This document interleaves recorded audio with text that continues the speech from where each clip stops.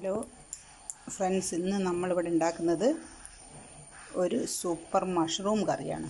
അതിന് ഉള്ള മസാലയാണ് ആദ്യം ഉണ്ടാക്കുന്നത്. അതിന് ഒരു 2 ചെറിയ ഏലക്കായും ഒരു കഷ്ണം പട്ടയും 1 ടേബിൾ സ്പൂൺ വെളിച്ചെണ്ണ ഒഴിച്ച് അതിലിട്ട് കൊടുക്കുന്നുണ്ട്. എന്നിട്ട് അതിലേക്ക് തേങ്ങ ഒരു മീഡിയം സൈസ് തേങ്ങയാണ് ഇട്ടെടുത്തത്. ഒരു മുറി തേങ്ങ, മീഡിയം സൈസ് ഒരു മുറി തേങ്ങ. തോനെ കറി വേണ്ടവർ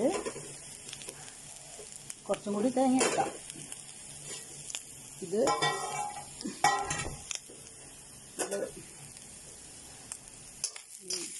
പാക്കറ്റ് വാങ്ങുന്ന മഷ്റൂമാണ്. അല്ലാണ്ട് പണ്ടുണ്ടാവും പോലെ തൊടിയെന്ന് പറമ്പെന്ന് എടുക്കുന്ന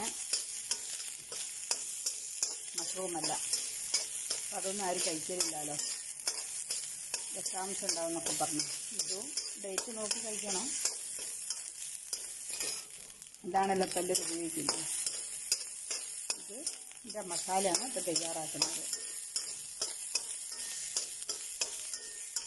ഈ തേങ്ങ ഒരുപാട് വറക്കുന്നില്ല,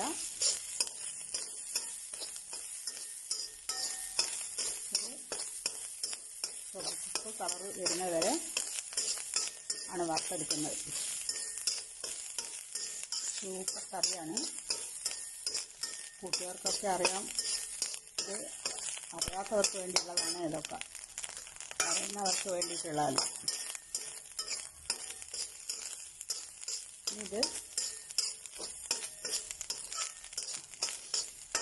വറുത്ത് പാകമായി വരുമ്പോൾ, ഈ ചുവപ്പ് കളറായി വരുമ്പോൾ ഇതിൽ 1 table spoon Kashmiri chilli powder ഇട്ട് കൊടുക്കുന്നുണ്ട്. കാശ്മീരി ചില്ലി ഇല്ലാത്തതുകൊണ്ട് സാധാ മുളക് പൊടി ഇട്ട് കൊടുത്താലും മതി. അത് ആവശ്യത്തിന് ഇട്ട് കൊടുത്താൽ മതി. ഇത് എരിവില്ലാത്തതിനെ കൊണ്ടാണ് 1 ടേബിൾ സ്പൂൺ ഇടുന്നത്. പിന്നെ ഞാൻ 1/4 ടീസ്പൂണ് സാധാ മുളക് പൊടിയും ഇത് പാകമായി വരുമ്പോൾ ഇതിലിട്ട് കൊടുക്കുന്നുണ്ട്. ഇത് പാകമായിട്ട് ഇട്ട് കൊടുത്താൽ ആ ചൂടിലങ്ങ് ആയിക്കോളൂ. അതേപോലെ മല്ലി വറുത്ത് കൊടുത്ത പൊടിയാണ്, അതുകൊണ്ട് 1 ടേബിൾ സ്പൂണ് മല്ലിപ്പൊടി ഇട്ട് കൊടുക്കുന്നുണ്ട്. അതും ഇത് തേങ്ങ വറുത്ത് കഴിഞ്ഞ് ചുവപ്പ് നിറാവുമ്പോൾ ഇട്ട് കൊടുക്കുന്നുണ്ട്. എന്നിട്ട് ഓഫായിക്കാൻ കഴിയില്ല. ഈ പൊടികളൊക്കെ ഇട്ട് കൊടുത്താൽ ഓഫായിക്കില്ല. അപ്പോൾ ആ ചൂടിൽ അങ്ങ് ആയിക്കോളൂ. അത്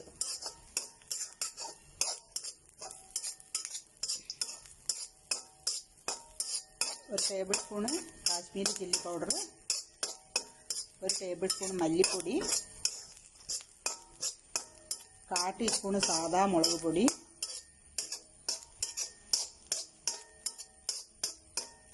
1 ടേബിൾ സ്പൂൺ മസാലപ്പൊടി കേട്ടോ.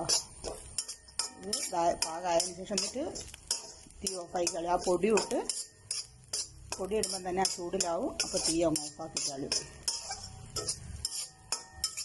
ഇത് ഒന്ന് അരച്ചെടുക്കണം മിക്സിയിൽ. തണുത്തിട്ട്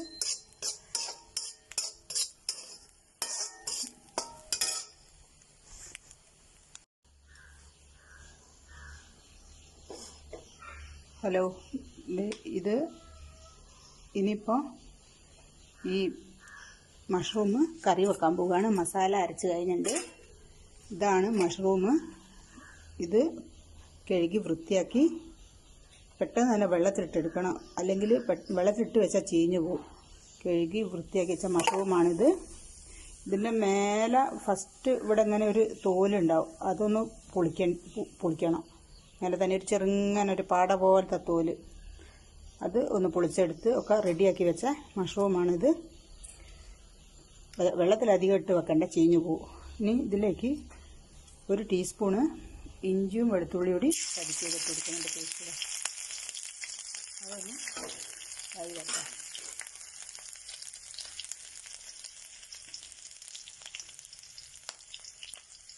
അപ്പോൾ ഇഞ്ചിയും വെളുത്തുള്ളിൻ്റെ ആ പച്ചമണം ഒന്ന് മാറി വരുമ്പോൾ അതിലേക്ക് ഒരു പച്ചമുളക് മുറിച്ചതും, നല്ല 2 പച്ചമുളക് മുറിച്ചതും, കറിവേപ്പില, ചെറിയ ഉള്ളിയും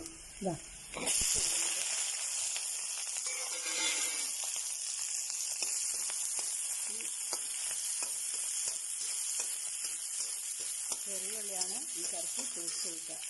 വലുതിനെക്കാട്ടിലും ഇതൊരു 10-20 ചെറിയ ഉള്ളി എടുക്കുന്നുണ്ട്. നല്ല വലുതാണെങ്കിൽ 20 എണ്ണമൊന്നും വേണ്ട. എനിക്കിവിടെ ഉള്ളത് അധികം വലിപ്പമല്ല, അതുകൊണ്ട് ഒരു 20 എണ്ണം വരെ എടുക്കുന്നുണ്ട്. ഇവിടെ വലിപ്പമുള്ളതാണ്, അതിനനുസരിച്ച് എടുത്താൽ മതി. ഇത് നല്ലോണം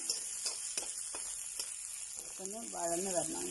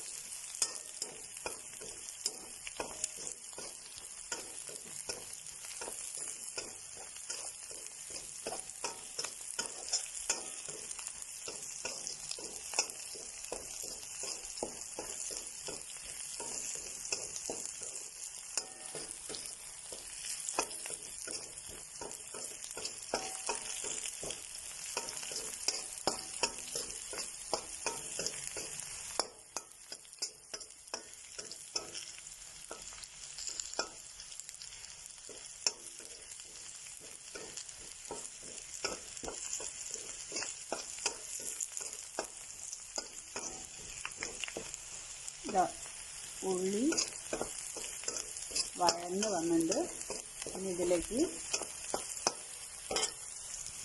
മഞ്ഞൾപ്പൊടി ഇട്ട് കൊടുക്കുന്നുണ്ട്.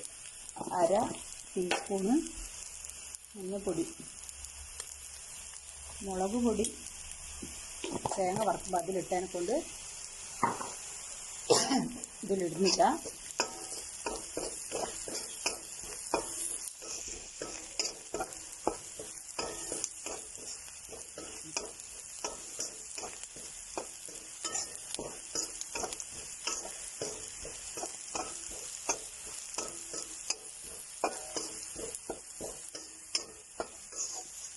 ഇതിലേക്ക്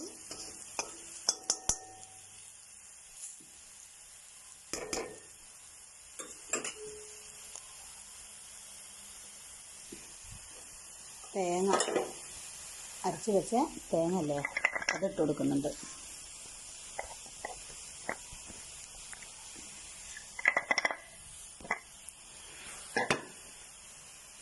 ആവശ്യത്തിന് വെള്ളം, നിങ്ങൾക്ക് എത്രയാണോ വെള്ളം വേണ്ടത് അതിനനുസരിച്ചുള്ള വെള്ളം ഒഴിച്ച് കൊടുക്കുക. പാകത്തിന് ഉപ്പും ഇട്ട് കൊടുത്തിട്ട് ഈ കഴുകി വൃത്തിയാക്കി വെച്ച കൂണ് ഇതിലേക്ക് ഇട്ട് കൊടുത്തിട്ട് ഒന്ന് വേവണം. ഇത് ഒരുപാട് വേവൊന്നുമില്ല,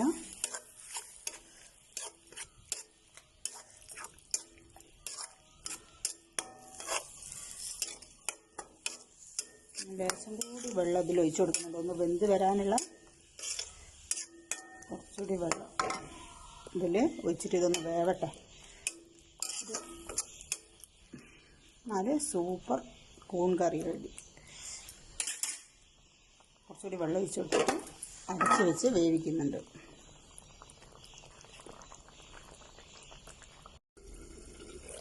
ഇതാ കറി പാകമായിട്ടുണ്ട്. ഇതാ ഒരു 10 മിനിറ്റ് വെച്ചപ്പോൾ കറിയില്ല. ചെറിയ വെള്ളപ്പത്തിൻ്റെ ചപ്പാത്തിൻ്റെ പുട്ടിൻ്റെ എല്ലാത്തിൻ്റെ പുറം പറ്റുന്ന സൂപ്പർ കറി ഇതാണ്. സൂപ്പർ കറി. ഇതിൽ മല്ലിച്ചപ്പ് വേണ്ടവർക്ക് ഇത്തിരി മല്ലിച്ചപ്പ് വിതറി കൊടുക്കാം. ചെറുതാക്കി അരിഞ്ഞ്